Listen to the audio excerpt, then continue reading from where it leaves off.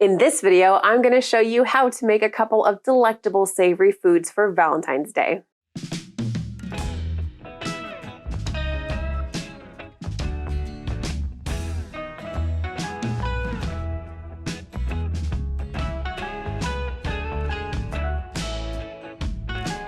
Hello adventurers, my name is Carly and welcome back to my channel Adventures in Yum, bringing you delightfully delicious food videos that I hope will inspire you to go on your own food adventures. If you're new to my channel, I share recipes for mostly sweet treats, some savory eats, food reviews, and yes, cocktails too. If that sounds awesome to you, please consider subscribing. Valentine's Day is fast approaching. While this year is still a bit different for celebrating, whether you're spending the holiday with your family, friends, or significant other, why not make something simple and delicious to share some love? That's why today I'm sharing these two easy recipes, a pesto Parmesan twisted puff pastry heart, and my homemade fluffy flatbread heart-shaped pizza. What goes better with dinner than dessert? Check out the description below for links to my Valentine's Day cookie treat ideas video and my red velvet hot chocolate bombs video. Let me know in the comments below, what's your favorite pizza topping? Mine has always been black olives. While I do like a larger variety of toppings now compared to when I was a kid, a nice cheese pizza topped with sliced black olives is still the best. First, we're making the pesto Parmesan twisted puff pastry heart. We're going to start by placing a sheet of pre-made puff pastry on a piece of parchment paper and rolling it out a little to make it slightly bigger. Cut a heart shape in the pastry dough. I use this cute heart-shaped plate that I found at Joann's as a template. Do the same thing with a second piece of puff pastry and then set that one aside. Now, we're going to spread about 1.5 to 2 tablespoons of pesto across the entire surface of puff pastry. Next, we're sprinkling a 1/4 cup of shredded Parmesan cheese onto the whole layer of pesto. Then, lay the second piece of puff pastry on top, making sure to line it up with the bottom puff pastry layer.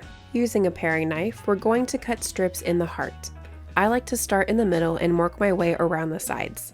Make a cut starting approximately 1 inch or so away from the center and cut all the way to the outside of the heart. Make another cut approximately 1/2 inch to 1 inch away from the other cut and continue this around the entire heart. It doesn't have to be super precise, but try to keep the strips similar in size so they'll bake more evenly. The key thing is to remember not to cut too close to the center because we want to keep everything connected. Now, take one of the sections of cut puff pastry and twist it either 2 or 4 times.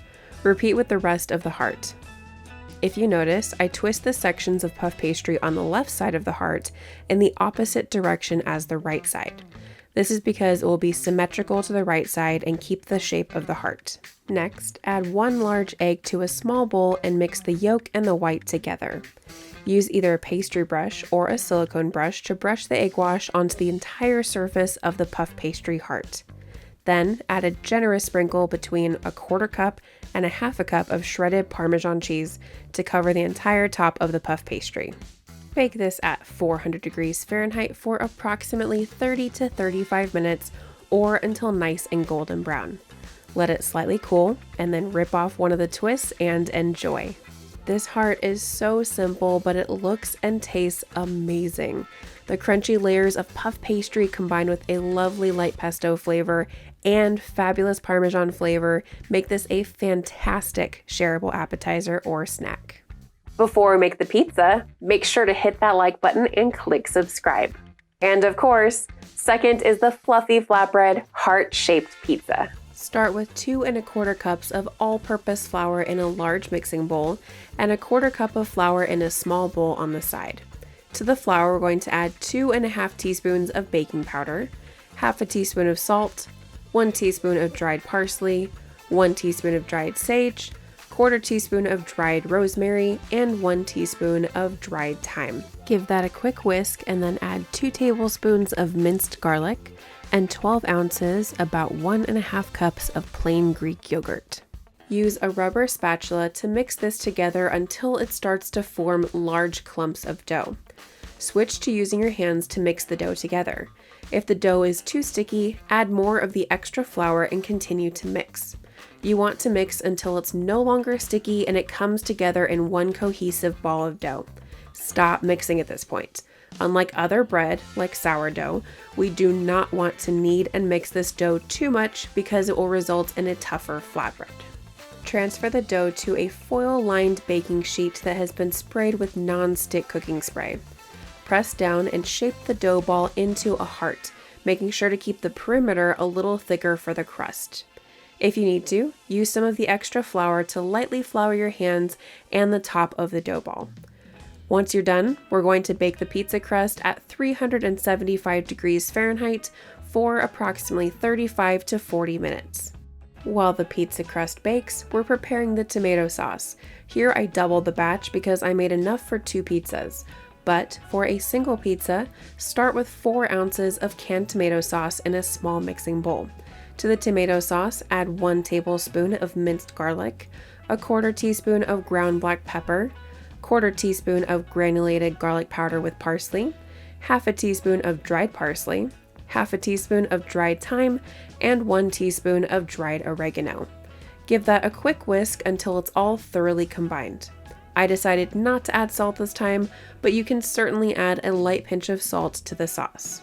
Once the crust is ready, we're going to add the sauce and spread it over the center of the pizza. Next, sprinkle 1/2 cup of shredded cheese. For this part, I use shredded mozzarella cheese. Then, add whatever toppings you desire. For this particular pizza, I decided to add some sliced sausage and, of course, a generous amount of sliced black olives. After you add all of your pizza toppings, sprinkle another 1/2 cup of shredded cheese over the top. This time I added some mozzarella and then mixed shredded cheese. Before placing it in the oven, fold the excess foil to cover the crust of the pizza. This will ensure that while the cheese melts and gets all ooey gooey, the crust will not brown too much. I've left the foil off before and it results in a crust that is way too crunchy. We're baking this at 425 degrees Fahrenheit for about 10 to 15 minutes or until the cheese is nice and bubbly on top. I know it's hard to resist because the amazing smell will make you want to dive in immediately, but let it cool for about 5 minutes before cutting into the pizza.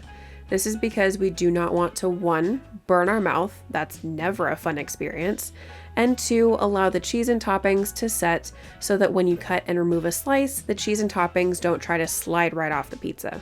This recipe is really easy and you can even make the dough ahead of time. Just store it in a bowl covered with plastic wrap in the refrigerator for up to 1 day before using it. The heart-shaped garlic and herb crust, lovely pop of tomato sauce, gooey cheese, and delightful toppings all come together to make this a yummy meal to share with the ones you love. You can find these recipes on my website, adventuresandyum.net. The links are in the description below. If you're curious about some of the products I used in this video, make sure to check out the description below for their Amazon links. Thank you so much for joining me today. I'll see you next time for another yummy food adventure.